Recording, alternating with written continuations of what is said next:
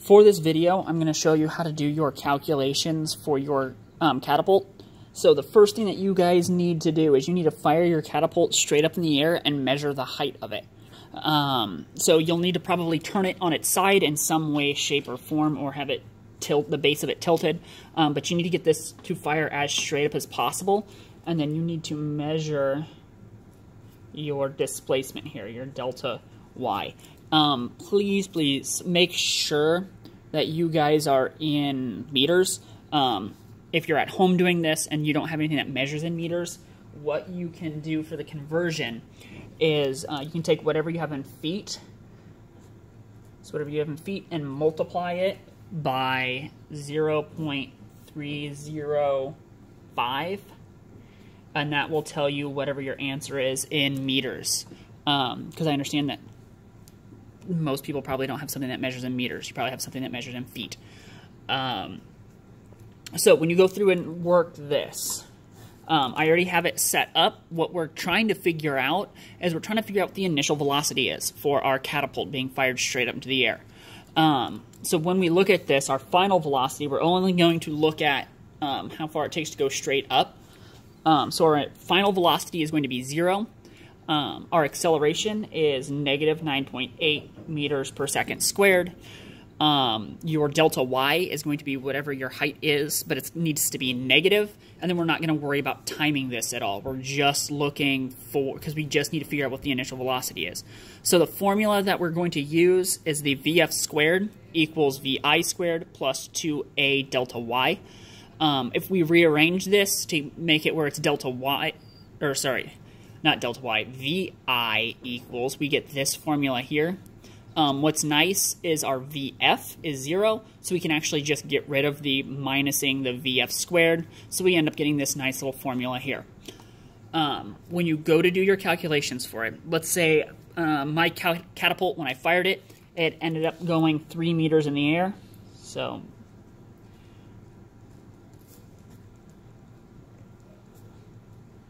sorry, 3 meters into air. So when I sit down to do these calculations then, what I will do is, I know my VI is what I'm looking for. I'll take the square root of 2 times by whatever the acceleration due to gravity is, so negative 9.81, and then times by whatever your height is. So for this example, it's going to be negative 3. So when I grab a calculator to work this out, square root of 2 times by negative 9.81 times by 3, I get an initial velocity.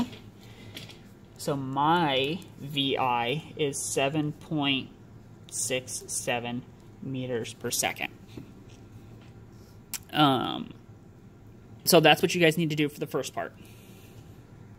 Okay, for this next part, I'm going to show you all of the steps to find the range that your catapult will fire, so the distance in the X direction. The first thing that you guys need to do is you need to measure the firing angle that your catapult will launch at. To show you this, I'm just going to use somebody's catapult as an example. So here's a catapult somebody has built. So what we will do to figure out the firing angle, so when I pull this back, you can see where it pivots at. So it pivots right down here. So this is where we're going to set the protractor. So when we set our protractor down, that's the angle in which I'm going to be measuring at. Let's see if I can get this lined up here. And you're going to try and make this as flat as possible. Then when you go to, or as level as possible with the ground. Then when you go to read this, and it's kind of hard to tell, we're going to be looking at this angle right in here. So we want to know, let's see if I can back out any. Yep.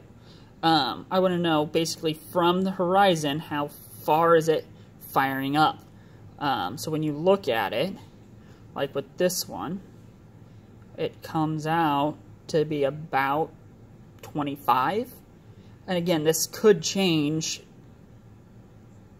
I mean, there's going to be some room for error for this one. So when I set this off to the side, so that'll be your firing angle there. So my angle is 25 degrees. So now when we look at our setup here,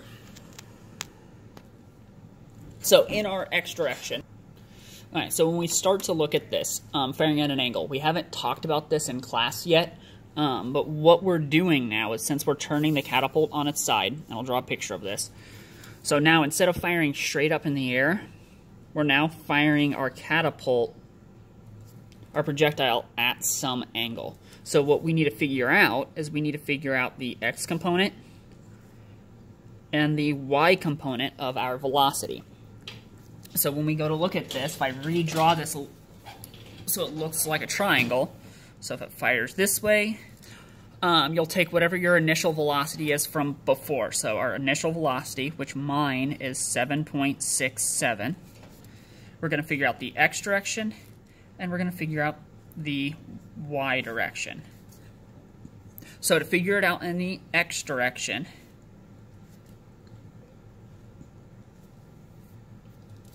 we're going to use trig. So we're going to use SOHCAHTOA because we know our angle. Like my angle here, we'll say is 25 degrees. So when we look at this, the sine, if we want to find X, we need to use cosine. So we're using adjacent and hypotenuse. So cosine of 25 equals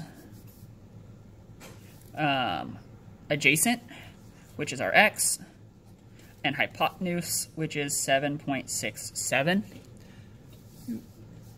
So if we rearrange this, if I multiply the 7.67 over, I get X equals 7.67 times by the cosine of 25 degrees. And please make sure your calculator is in degrees and not radians. It's one of the issues that people are having.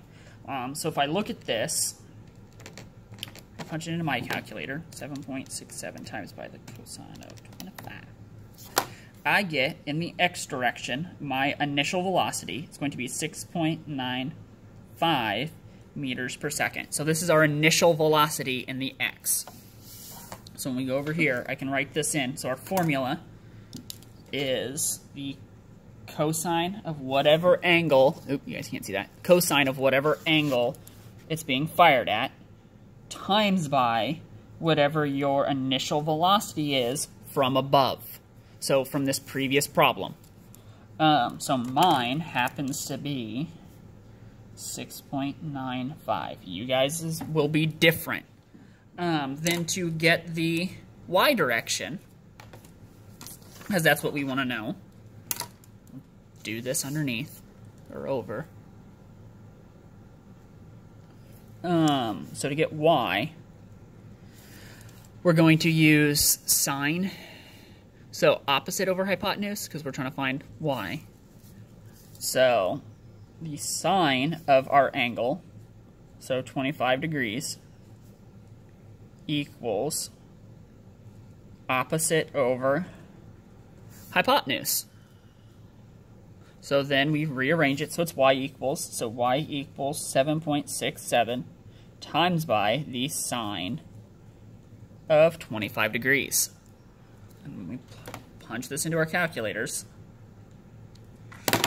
I get, so again, this is our initial velocity in the Y direction when it's being fired at an angle. 3.24 meters per second. So when we go to this, our formula was sine of theta times by our initial velocity from above.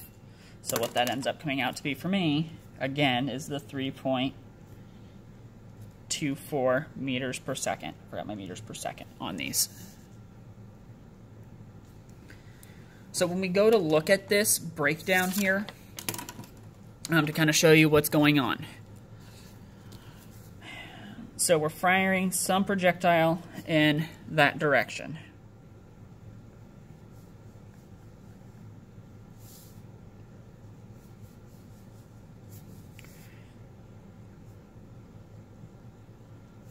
So we have our change in y.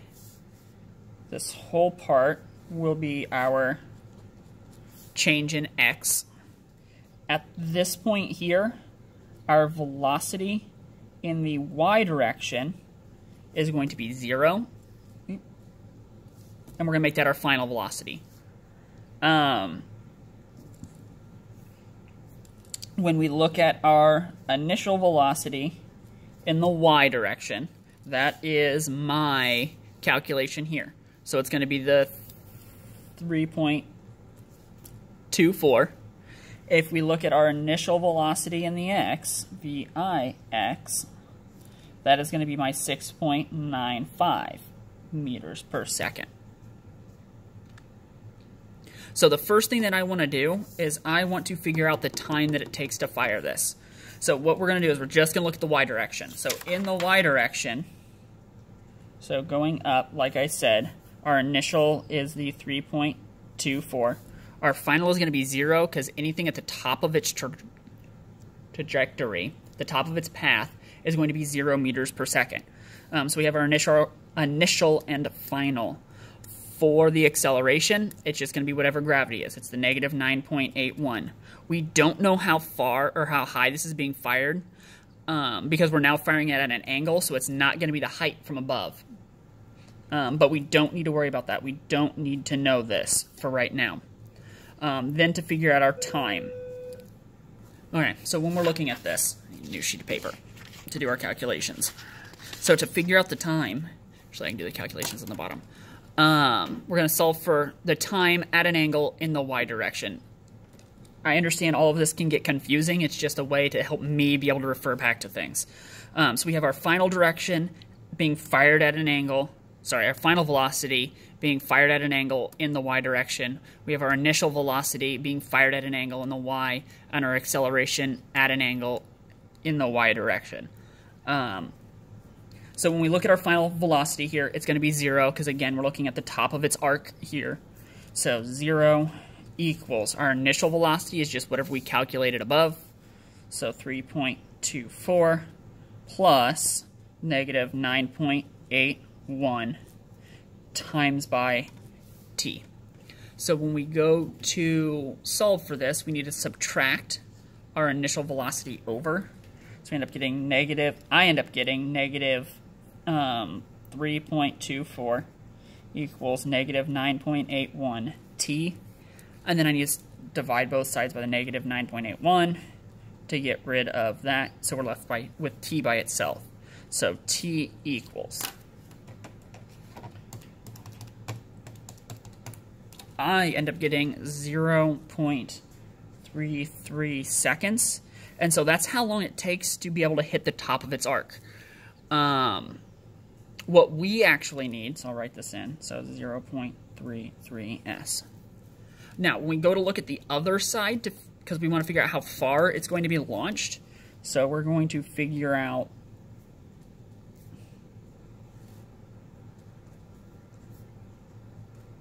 delta x is what we want to know.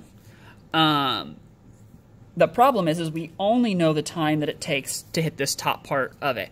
So what we need to do is we need to multiply this by 2 to finish off, to figure out how long it's going to take to hit the ground then. So when we look at the x direction,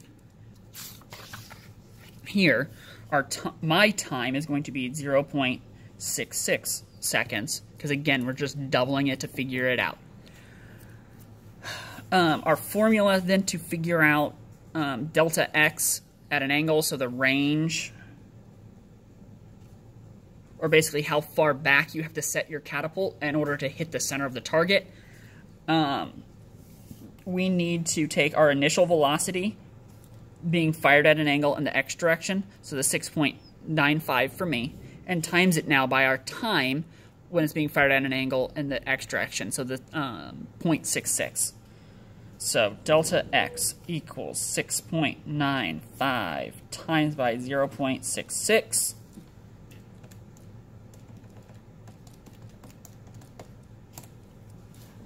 And so with this catapult, I'm getting my delta x to be 4.587 meters.